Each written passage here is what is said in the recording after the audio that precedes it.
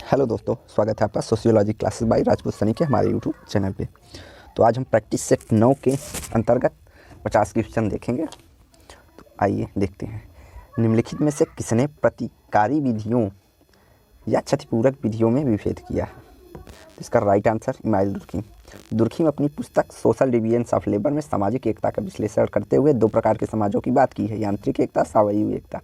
यांत्रिक एकता आदिकालीन समाज होते हैं जिनमें प्रतिकारी कानून पाए जाते हैं। सावयवी एकता विकसित समाज का संगठन के कारण है। और दुर्खीम के अनुसार यांत्रिक एकता में समाज में दमनकारी लॉ पाया जाता है, जबकि सावयवी एकता में प्रतिकारी कानून पाया जाता है। निम्नलिखित में से किसने इस बात पर बल दिया है कि द्वंद्व समाज के संरक्षक या सकारात्मक रूप में भूमिका निभाता है? तो इसका राइट आंसर लुईस कोजर हो जाएगा। कोजर ने सामाजिक संघर्ष के प्रकार्यात्मक पहलुओं पर प्रकाश डालते हुए बताया कि संघर्ष आवश्यक रूप से दुष्प्रकार्यात्मक कभी नहीं है, बल्कि समूह के निर्माण एवं स्थायित्व के कुछ मात्रा में संघर्ष नितांत आवश्यक तत्व है। अतः संघर्ष सदा विघटनकारी न होकर संगठनात्मक भी हो सकता है।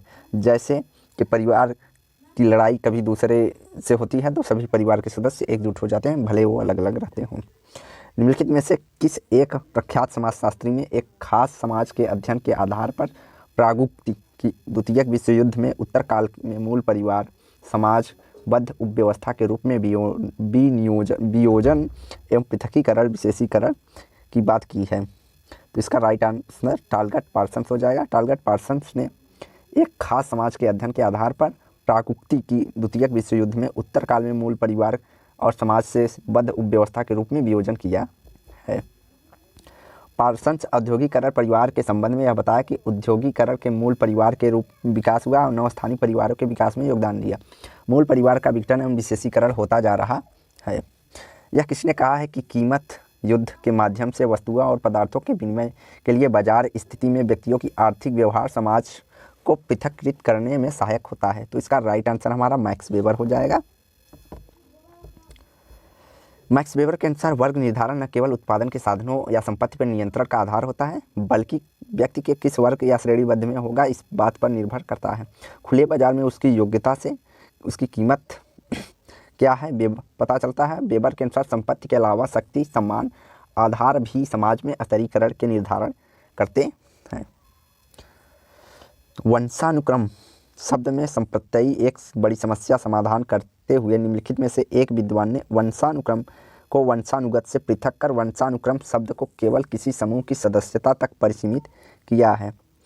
तो यह रिचर्ड्स हैं या WHR रिवर्स। तो इसका राइट आंसर रिवर्स हो जाएगा। रिवर्स ने वंशानुक्रमण के संप्रत्ययी में एक बड़ी समस्या समाधान करते हुए वंशानुक्रमण वंशागत से पृथक वंशानुक्रम शब्द को केवल समूह की सदस्यता तक ही सीमित किया है। मुद्रण सर्वप्रथम चीन में 6वीं शताब्दी में विकसित हुआ और धीरे धीरे शेष विश्व में फैल गया। यह उदाहरण है। सांस्कृतिक प्रसार, प्रौद्योगिकी क्रांति, सांस्कृतिक प्रधान या विश्वव्यापीकरण। तो इसका राइट आंसर ए हो जाएगा। मुद्रण का एक संस्कृति चीन की थी जो कि जिसका विकास धीरे धीरे सभी जगह हो गया, तो इससे संस्कृति का प्रसार कहा जाएगा। किसी समूह अथवा पृथकगत सामान्य अभ्यासिक तरीकों से कार्य करना क्या कहलाता है? लोकरीति, लोकाचार, अभ्यास, सांस्कृतिक विकल्प। तो इसका राइट आंसर बी हो जाएगा, फॉकवेज या लोकाचार। समनर ने अपनी पुस्तक फॉकवेज में 1906 में लोकाचार से तात्पर्य उन अपेक्षित संचित तरीकों से है जो विशेष परिस्थिति में सामाजिक आवश्यकताओं को पूरा करने के फलस्वरूप उत्पन्न होती हैं बतलाया है। लोकाचार का निर्माण व्यवहारों की आवृत्ति की पुनरावृत्ति, व्यक्ति की आदतें जब समूह द्वारा अपनाई जाती हैं तो उसे प्रथा कहेंगे और यह व्यक्ति द्वारा अचेतन रूप से अपनाई जाती है।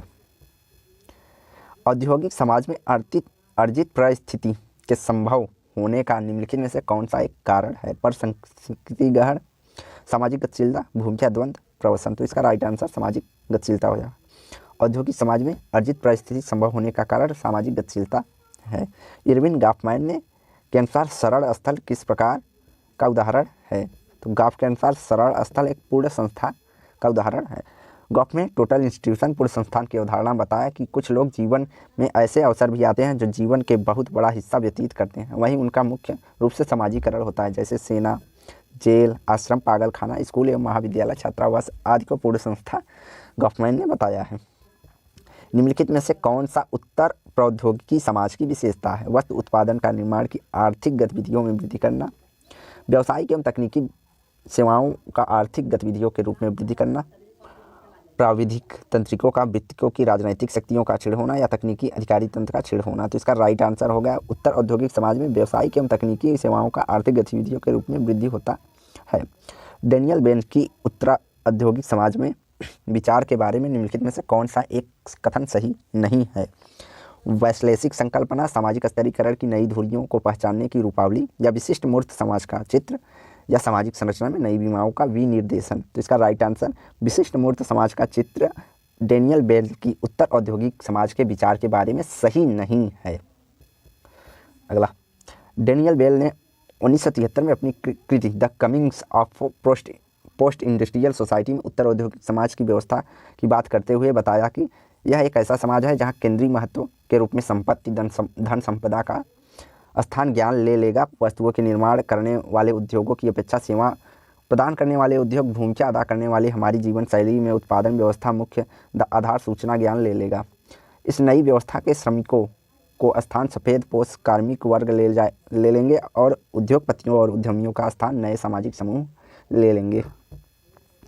विद्वानों में से कौन सी विचार पद्धति यह विश्वास था कि सार्वजनिक क्षेत्र राजनीतिक समाजीकरण एक महत्वपूर्ण रंगस्थली है? शिकागो विचार, फ्रैंकफर्ट विचार, न उदारवादी विचार, या मैनचेस्टर विचार। तो इसका राइट आंसर सी हो जाएगा न उदारवादी विचार पद्धति के अनुसार सार्वजनिक क्षेत्र राजनीतिक समाजीकरण का एक महत्वपूर्ण रंगस्थली है। किसने भारत में सामाजिक स्तरीकरण पर औद्योगिकीकरण के प्रभाव का परीक्षण करने के उपरांत यह अभियुक्ति दी है कि जाति हिंदू जीवन का सब कुछ है? M N. Srinivas, Max Weber, Lipset, Bendix, या मेयर एंड बकाली। तो इसका राइट आंसर बी हो जाएगा। मैक्स वेबर ने सामाजिक स्तरीकरण पर औद्योगिकरण के प्रभाव का परीक्षण करने के उपरांत यह अभियुक्ति दी है कि जाति हिंदू जीवन में सब कुछ है। वेबर के अनुसार जाति हिंदू धर्म के पारलौकिक सिद्धांतों पर आधारित है। सूची 1 को सूची 2 से सुमेलित कीजिए सूची दिए गए कूटों का सही प्रयोग करते हुए। तो यहाँ मिलर हमारा क्षैतिज एवं ऊर्ध्वाधर समूह की बात करते हैं। एप्टोनीज हमारा समुदाय एवं समूह की संघ की बात करते हैं। समनर अंतर समूह एवं वाय समूह की बात करते हैं। और CH कुले प्राथमिक एवं द्वितीयक समूह की बात करते हैं। तो इसका राइट आंसर हो जाएगा बी। तो मिलर क्षैतिज एवं ऊर्ध्वाधर समूह, टानीज समुदाय एवं संघ, समनर अंतर समूह एवं बहिर्समूह, CH कुले प्राथमिक समूह एवं द्वितीयक समूह की बात करते हैं। ऐसी स्थिति को जहाँ लोगों को समूह समाज में प्रचलित मूल्य एवं मानकों को अभिष्कार कर अलग तरीके से रहना शुरू कर दें क्या कहा जाएगा? क्रांति, विसामान्य समूह, प्रति संस्कृति, पर संस्कृति, काउंटर कल्चर। ऐसे समूह जो लोग समूह से अलग होकर नई विचारधाराओं और प्रचलित मूल्यों को अस्वीकार करके अपनी खुद के विचारों एवं मूल्यों के तहत रहते हैं तो उन्हें पर संस्कृति ग्रहण करना या काउंटर कल्चर के तहत रहना, ऐसे समाज को काउंटर कल्चर के समाज के रूप में देखते हैं। वह समूह जो समाज अथवा समूहों की अपेक्षा कानूनों लोकाचारों का उल्लंघन पूर्णतः करता है उसे अपचारी या व्यस्त व्यक्ति समूह कहते हैं। जो समूह प्रचलित मूल्यों को पूर्णतः अस्वीकार कर देता है और नए संस्कृतियों का निर्माण करके उनका पालन करता है। पूंजीवादी व्यवस्था में दबाव समूह के निम्नलिखित में से कौन से प्रमुख कार्य हैं? मजदूरी के लिए सौदा करना, सही है। बेहतर कार्य दशाओं की मांग करना, यह भी सही है। बेहतर नियोक्ता कर्मचारियों के संबंधों की मांग करना। तो यह तीनों कथन हमारे सही हैं। तो राइट आंसर डी हो जाएगा। किसी विशिष्ट वर्ग, सरकार, समूह, जन समूह या हित समूह के हितों का प्रतिनिधित्व करने वाले आपस में मिलकर व्यक्तियों, मालिकों और अन्य संगठनों समूहों को दबाव गुट कहा जाता है। दबाव गुट समूहों के राजनीतिक दलों से विशेष संबंध होते हैं और ये दबाव समूह राजनीतिक दल जिनमें वे जुड़े होते हैं उनके हितों की पूर्ति के लिए दबाव डालते हैं। मानक एवं मूल्यों से संबंध निम्नलिखित कथनों पर विचार कीजिए। मानक सकारात्मक एवं नकारात्मक अनुस्थितियों से परिवर्तित होते हैं और मानक विशिष्ट स्थितियों में स्वीकार को व्यवहार को निरूपित करते हैं। तो इसका राइट आंसर तीसरा है। मानक विधियों को परिणित होकर औपचारिकृत नहीं होते। उपयुक्त कथनों में से कौन से सही हैं? तो कथन 1 और 2 हमारा सही है जबकि कथन 3 हमारा सही नहीं है। तो राइट आंसर हमारा हो जाएगा सी, 1 और 2। मानक दैनिक जीवन में अनेक विशिष्ट स्थितियों में एक व्यक्ति किसी प्रकार का व्यवहार करना चाहिए। इस प्रकार समायोजनोदित प्रत्युत्तरों को ही मानक कहते हैं। अर्थात समाज द्वारा अनुमोदित प्रत्युत्तरों को मानक कहते हैं। अर्थात मानव व्यवहार को नियमित एवं नियंत्रित करने वाले निर्देशों एवं नियमों, विधि विधानों को मानक कहते हैं। जनरीतियाँ, जनरूढ़ियाँ, परिपाटियाँ, लोकाचार, कानून आदि मानक के रूप में हैं। ये प्रत्येक मानक के साथ पुरस्कार एवं दंड का संबंध जुड़ा होता है। मूल्य वे संस्कृति एवं व्यक्तिगत अवधारणाएं या आदर्श हैं जिनमें के द्वारा व्यक्ति, वस्तुओं और घटनाओं को एक दूसरे के साथ तुलना की जा सकती है। इसे स्वीकारा और अस्वीकारा दोनों जा सकता है तथा सापेक्षिक रूप से यह देखा जा सकता है कि क्या जरूरी है, क्या जरूरी नहीं है, अर्थात क्या अच्छा है, क्या बुरा है। मूल्य का उद्देश्य है कि जिसके प्रति एक व्यक्ति अथवा संपूर्ण समाज के व्यवहार को निर्देशित किया जाता है, जैसे न्याय, स्वतंत्रता, देशभक्ति, अहिंसा, सत्ता आदि मूल्य के अंतर्गत आएंगे। पद सांस्कृतिक सापेक्षवाद निम्नलिखित में से किस एक पद का व्यतिरेक है? सांस्कृतिक बहुवाद, निजात केंद्रवाद, या सांस्कृतिक निरंकुशतावाद, या सांस्कृतिक शून्यवाद। या व्यतिरेक का मतलब विलोम या उल्टा होगा। तो सांस्कृतिक सापेक्षवाद के अंतर्गत सभी संस्कृतियों को समान या उनकी दृष्टिकोण में देखा जाता है, तो उसका विलोम हो जाएगा कि सभी संस्कृतियों की तुलना अपनी संस्कृतियों की परिप्रेक्ष्य में की जाना, अर्थात निजात केंद्रवाद इसका राइट आंसर हो जाएगा। तो आइए देख लेते हैं। सांस्कृतिक सापेक्षवाद प्रत्येक संस्कृति को अपनी विशिष्ट परिस्थितियों के साथ अपने ढंग से समायोजन करता है अर्थात सांस्कृतिक मूल्यांकन किसी अन्य संस्कृति के मानदंडों के अनुसार न होकर उनके स्वयं के मानदंडों के अनुसार किया जाता है। जबकि निजाति केंद्रवादिता में एक ऐसी विचारधारा है जिसके अंतर्गत समूह, जाति, प्रजाति, समाज एवं संस्कृति को अन्य प्रजाति एवं समूह की तुलना करके अपनी संस्कृति को श्रेष्ठ समझा जाता है तथा दूसरे के प्रति घृणा, द्वेष, संदेह, उदासीनता, रुचि जैसे मनोभाव वृत्ति प्रकट हो जाते हैं। सांस्कृतिक पक्षता की संकल्पना सुस्पष्ट करती है। भौतिक संस्कृति में परिवर्तन बहुत धीरे धीरे होता है। अभौतिक संस्कृति में परिवर्तन भौतिक संस्कृति के परिवर्तनों की अपेक्षा अधिक तीव्र गति से होती है, या भौतिक संस्कृति अभौतिक संस्कृति की अपेक्षा तीव्र गति से परिवर्तित होती है, या भौतिक और अभौतिक संस्कृतियों का एक ही गति में परिवर्तन होना। तो इसका राइट आंसर सी हो जाएगा। जब भौतिक संस्कृति अभौतिक संस्कृति की तुलना में अत्यधिक तीव्र गति से परिवर्तित होती है तो उसे सांस्कृतिक लैग या कल्चरल लैग या सांस्कृतिक पक्षता कहते हैं। 1922 में प्रकाशित अपनी पुस्तक सोशल चेंज में आगबर्न ने सांस्कृतिक पिछड़न की अवधारणा दी है। इनके अनुसार संस्कृति के भौतिक पक्ष में अभौतिक पक्ष अर्थात मूल्य, विश्वास, आदतें, परंपराओं आदि की अपेक्षा तीव्र गति से परिवर्तन होता है। जिसे परिवर्तन की दौड़ में संस्कृति का अभौतिक पक्ष भौतिक पक्ष से पिछड़ जाता है तो फिर उसे ही सांस्कृतिक पक्षता कहते हैं। सूची 1 को सूची 2 से सुमेलित कीजिए तथा दिए गए कूटों का प्रयोग करते सही उत्तर चुनिए। तो जाति की स्तरीकरण की संकल्पना और विद्वान। तो शुद्धता एवं प्रदूषण की बात हमारे लुईस ड्यूमा करते हैं। प्रबल जाति सातत्य की बात हमारे एम.एन. श्रीनिवास करते हैं। जनजाति कृषक सातत्य की बात सिन्हा जी करते हैं। और जाति का गुणात्मक एवं अन्योन्य क्रियात्मक विश्लेषण की बात मैकी मैरियट करते हैं। इसका राइट आंसर डी हो जाएगा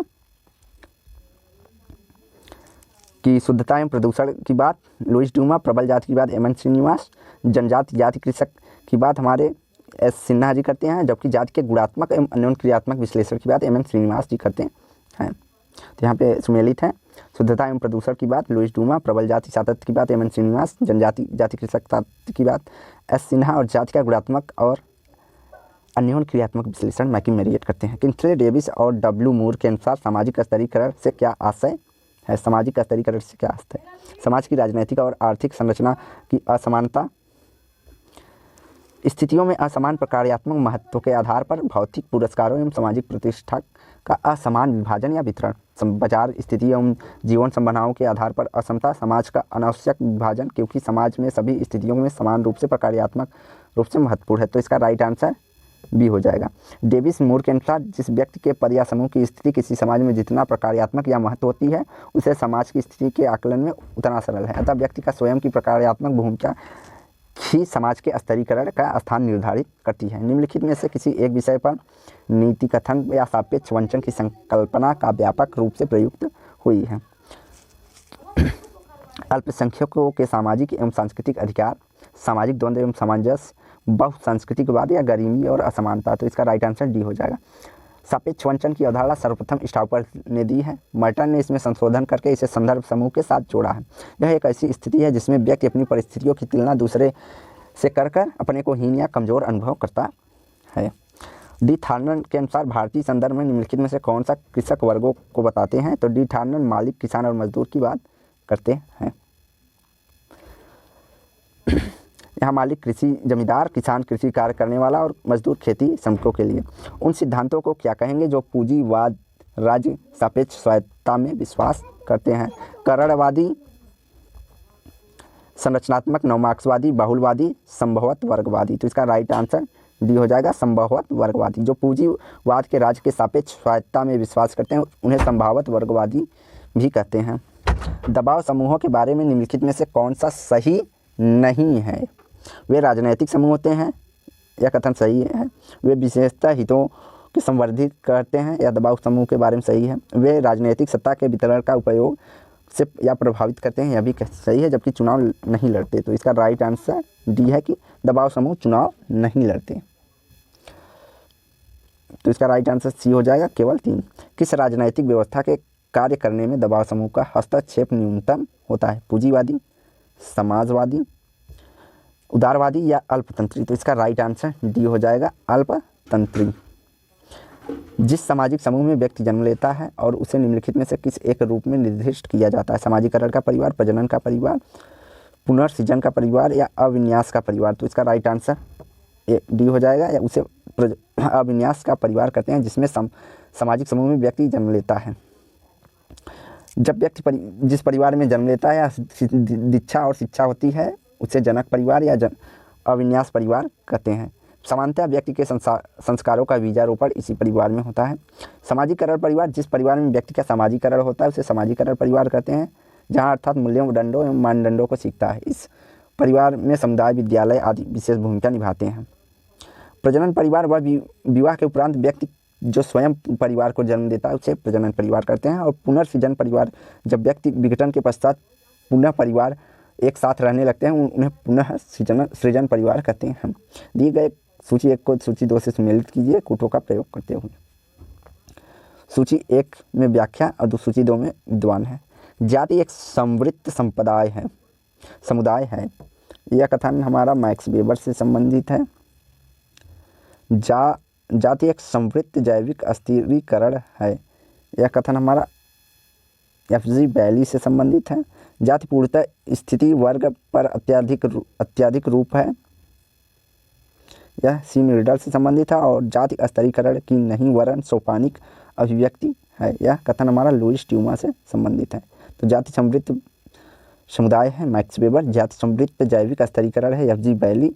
जाति पूर्णतः स्थिर वर्ग का अत्यधिक रूप है, यह लुईस ट्यूमा से सी. मिर्डल से। और जाति स्तरीकरण की नहीं वरन सोपानिक क्रम की अभिव्यक्ति है, यह कथन हमारा लुईस ट्यूमा से संबंधित है। तो इसका राइट आंसर हमारा ए हो जाएगा। भारत में पारंपरिक ग्रामीण जीवन के एक महत्वपूर्ण पहलू जजमानी प्रथा द्वारा ग्राम्य जातियों और परिवार में विभिन्न में से कौन सी विशेषता शामिल है? अन्योन्य आश्रय और अन्योन्यता, सहकारिता एवं द्वंद्व या प्रभाविता एवं शोषण? तो इसका राइट आंसर 1 और 3 हो जाएगा, प्रभाविता और शोषण। जब और अन्योन्य आश्रितता एवं अन्योन्यता भारत के ग्रामीण पारंपरिक जीवन के एक महत्वपूर्ण पहलू या जजमानी प्रथा द्वारा ग्राम्य जातियों एवं परिवारों के लिए महत्वपूर्ण विशेषता है। एक दूसरे पर आश्रितता अर्थात अन्य के ऊपर आश्रित होना, और प्रभाविता एवं शोषण, इसके अंतर्गत कमीन को उसका सही मूल्य नहीं मिलता, तो शोषण भी पाया जाता है जजमानी व्यवस्था में। जाति व्यवस्था में परिस्थिति और सत्ता की प्रकृति के बारे में लुईस ट्यूमा का क्या मत है? परिस्थिति सत्ता से अप्रधान है, सत्ता परिस्थिति से अप्रधान है, और परिस्थिति प्रतिष्ठता से अप्रधान है, सत्ता एवं प्रतिष्ठता से अप्रधान है। तो इसका राइट आंसर बी हो जाएगा, सत्ता परिस्थिति से अप्रधान होती है। निम्नलिखित में से कौन सा कि जाति व्यवस्था में परिस्थिति एवं सत्ता के प्रकृति के बारे में लुईस ट्यूमा कहते हैं सत्ता परिस्थिति से अप्रधान है। निम्नलिखित में से कौन सा एक भारत में जाति के राजनीतिकरण का मुख्य स्रोत नहीं है? जाति पंचायत, जाति जनरल, जाति अंतर्विवाह या जाति संगम? तो इसका राइट आंसर सी हो जाएगा, जाति अंतर्विवाह। जाति जनरल प्रकाशन होती है, इसलिए उसका राजनीतिकरण में प्रमुख महत्व नहीं है। जबकि जाति पंचायत, जाति अंतर्विवाह एवं जाति संगम संघ महत्वपूर्ण है। सूची 1 को सूची 2 से सुमेलित कीजिए। सूचियों में दिए गए कूटों का प्रयोग करते हुए सही उत्तर का निष्पादन कीजिए। निष्पादक का उसके द्वारा ही की जा रही भूमिका का विगलन। व्यक्ति के असंगत मांगों की भूमिका अधिक भूमिकाएं निभाते हैं। भूमिकाएं अलगाव के अस्तित्व में नहीं होती हैं। हर भूमिका का संबंध पूरक भूमिकाओं से होता है या किसी भूमिका के व्यवहार व प्रतिपादन और जिसका अन्य व्यक्ति अपना व्यवहार आधारित करता है। तो इसका राइट आंसर बी हो जाएगा कि भूमिका विन्यास एक विशिष्ट सामाजिक परिस्थिति के साथ जुड़ी हुई भूमिका का समुच्चय या भूमिका पुंज कहलाता है। जबकि भूमिका प्रतिरूप किसी भूमिका के संपादन करते समय हमें कैसा व्यवहार करना चाहिए, इसके लिए हमें जिस किसी के अपने उदाहरण के रूप में स्वीकार किया जाता है उसे भूमिका आदर्श या भूमिका प्रतिरूप कहते हैं। भूमिका द्वंद्व जब 2 या 2 से अधिक भूमिकाओं के बीच असंगतता या विरोधाभास की स्थिति आती है, जिनके संबंध में एक व्यक्ति किसी विचाराधीन स्थिति के संपादन में चला जाता है, तो उसे भूमिका द्वंद्व कहते हैं। जैसे कि अगर एक जज है, उसका बेटा चोर है, तो उसे सजा देने के लिए उसे के पिता और जज की भूमिकाओं में द्वंद्व होता है। भूमिका विगलन यह भूमिका दूरी के बाद की अवधारणा है। इसे व्यक्ति में दी गई भूमिकाओं के दायित्वों को स्वयं से अलग कर देता है। भूमिका दूरी भूमिका कर्ता द्वारा सामाजिक दबाव के कारण संपन्न की जाने वाली वास्तविक भूमिका और उस भूमिका में जिसकी निर्मित उसे स्वयं द्वारा हुई है के बीच उत्पन्न खाई भूमिका दूरी को प्रकट करती है। महात्मा गांधी को वर्णित करने के लिए बापू शब्द का प्रयोग निम्नलिखित में से किस एक का उदाहरण है? उत्तर भारतीय नातेदारी शब्दावली, कल्पित नातेदारी, मानित नातेदारी या संपार्श्विक नातेदारी। तो इसका राइट आंसर सी होगा मानित नातेदारी, अर्थात उन्हें बापू शब्द देकर उसके बाद उनका नाम मान लिया गया। महात्मा गांधी के लिए बापू कहा जाना मानित नातेदारी के अंतर्गत आएगा। कश्मीरी पंडितों में कोटब और मातामल के बीच अंतर निर्दिष्ट करता है। गोत्रक और अपैतृक मातृबंधुओं के बीच अंतर को, जैविक और न्यायिक संबंधों के बीच के अंतर को, प्राथमिक एवं द्वितीयक नातेदारों के बीच के अंतर को, मौसी के परिवार और मामा के परिवार के बीच के अंतर्गत। तो इसका राइट आंसर ए हो जाएगा।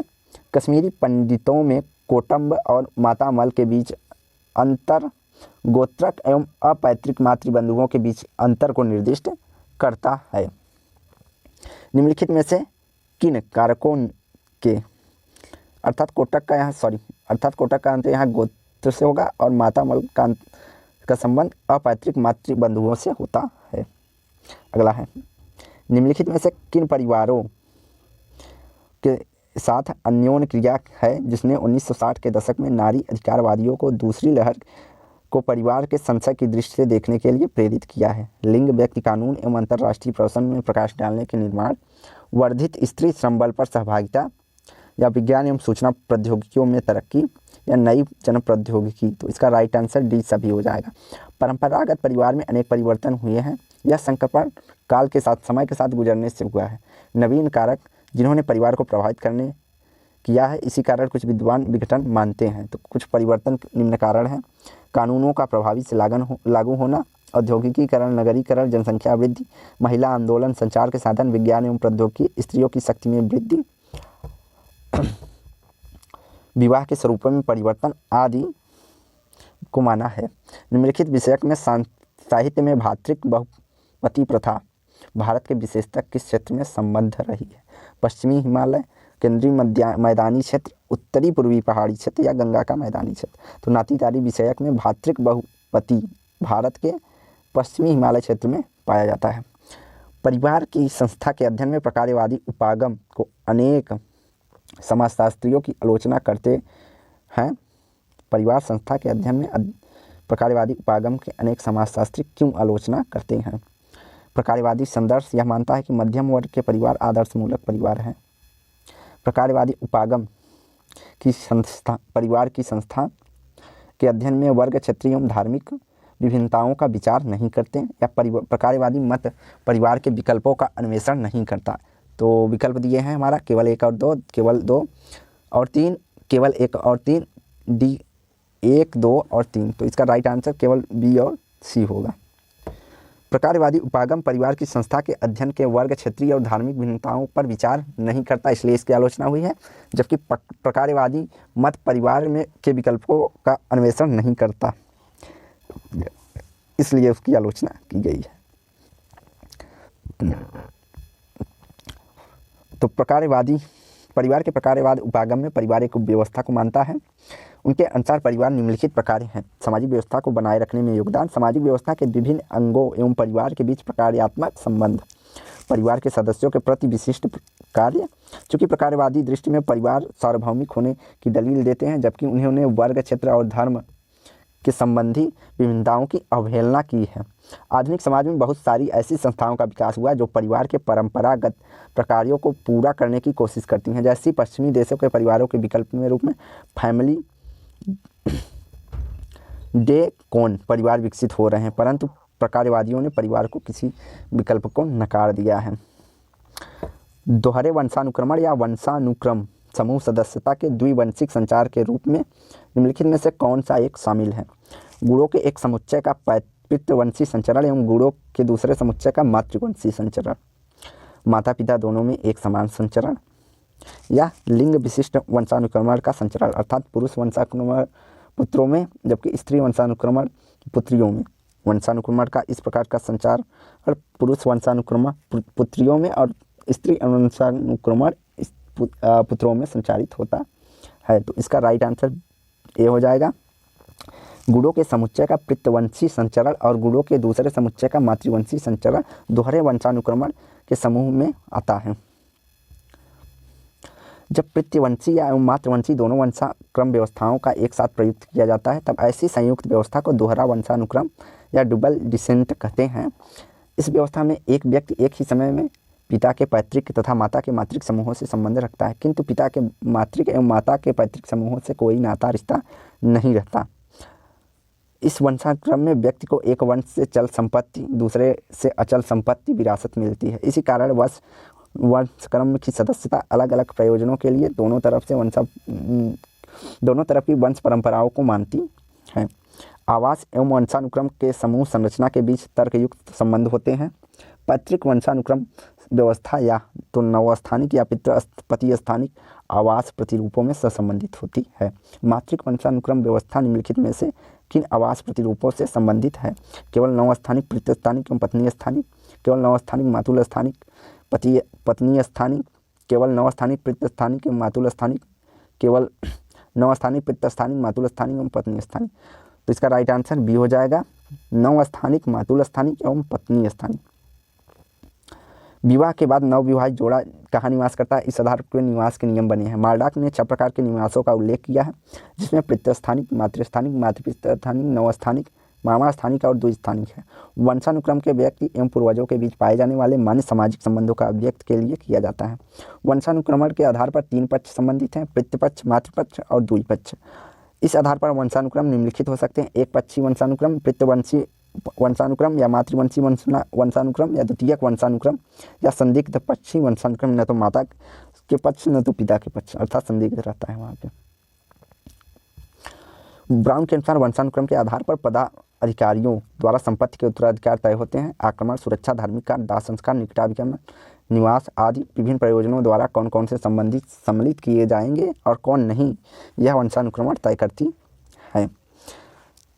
नातेदारी के वर्णन का रूप जटिल निम्नलिखित में से किस एक पर आधारित है? वंशानुक्रम व्यवस्थाएं, समरसता के संबंध, वैवाहिक संबंध। नीचे दिए कूटों का प्रयोग करते हुए सही विकल्प चुनिए। तो केवल 1 और 2, 2 और 3, 1 और 3, 1, 2 और 3। तो इसका राइट आंसर 2 और 3। समरसता संबंध और वैवाहिक संबंध नातेदारी के जटिल रूप को पर आधारित होते हैं।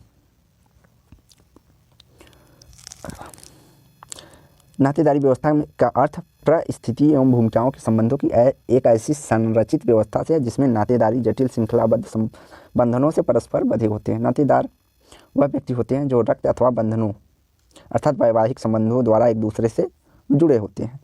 बंधुत्व सिद्धांत के अनुसार निम्नलिखित में से कौन सा एक पूरक वंशानुक्रमण का उदाहरण है?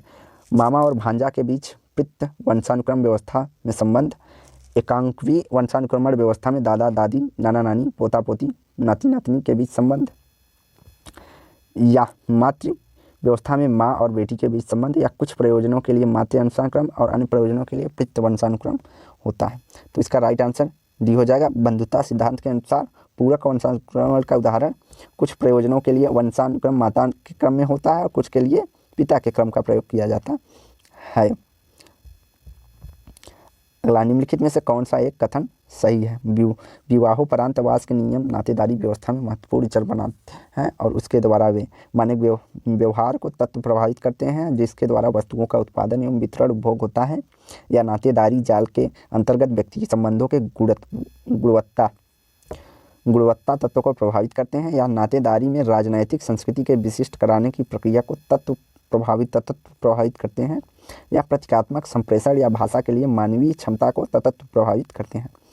तो इसका राइट आंसर हो जाएगा हमारा ए, कि नातेदारी व्यवस्था के प्रमुख कार्य समाजों में दायित्वों एवं अधिकारों को सुचारू रूप से आवंटन करना है। या नातेदारी यह तय करती है एक व्यक्ति का विवाह क्षेत्र क्या होगा। परिवार के प्रकार विभिन्न नातेदारों में भूमिका पाए जाने वाले भेदों को प्रकट करता है। नातेदारी वंशानुक्रम का निर्धारण भी होता है। संस्कार के रूप में विवाह की धारणा में हिंदू संरचना में न्याय नैतिक सिद्धांत आधारित विवाह में समता की धारणा शामिल नहीं है। इसका साक्ष्य अनेक समाज सुधारकों के उन प्रयोगों में है जो विवाह के रूप अर्थात प्रथा में बदलाव के लिए किए गए हैं। तो सूची 1 को सूची 2 से सुमेलित कीजिए दिए गए कूटों के अनुसार। समाज सुधारक और उनसे प्रयुक्त पुस्तक या लेख। तो इसका राइट आंसर हमारा हो जाएगा सी, ज्योतिबा राव फूले। अछूत बालिकाओं के लिए एक विद्यालय, उच्च जाति नीची विधवाओं के लिए विधवाश्रम।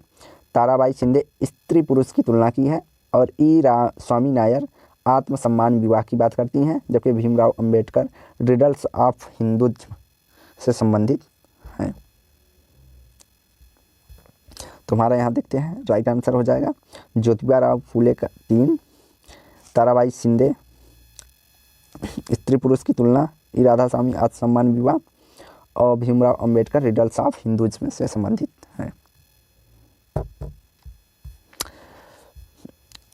निम्नलिखित कथनों पर विचार कीजिए। संपत्ति के स्वामित्व नियंत्रण वंशागति को नियंत्रित करने वाले नियमों और व्यवहारों को पूरे समुच्चय पर ध्यान दिए बिना परिवार के प्रकारों को पूरी तरह से समझना या अध्ययन करना संभव नहीं है। जबकि परिवार के प्रकारों को पूरी तरह समझना या अध्ययन करना संभव नहीं है। विवाह के प्रकारों के विवाह अदायगियों को पूरी तरह समझना अध्ययन करना संभव नहीं है, या अंत्येष्टि अदायगियों को पूरी तरह समझना या अध्ययन करना संभव नहीं है, या विवाह विच्छेद व्यवस्थाओं को पूरी तरह समझना या अध्ययन करना संभव नहीं है। तो कुल दिया है 1 और 2 3 2 3 4 2 1 2 5 और 3 4 5, और डी है हमारा 2 3 4।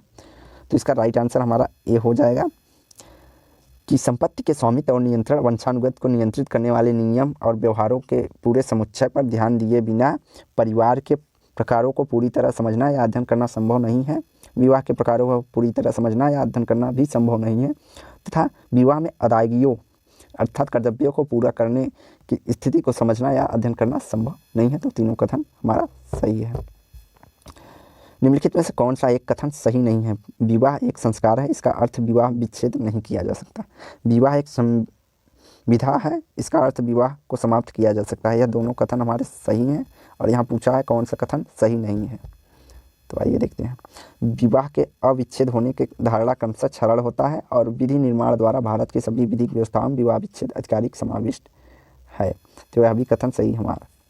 केवल मुस्लिमों में विवाह एक संविधा और विवाह विच्छेद की अनुमति है, यह कथन हमारा गलत है।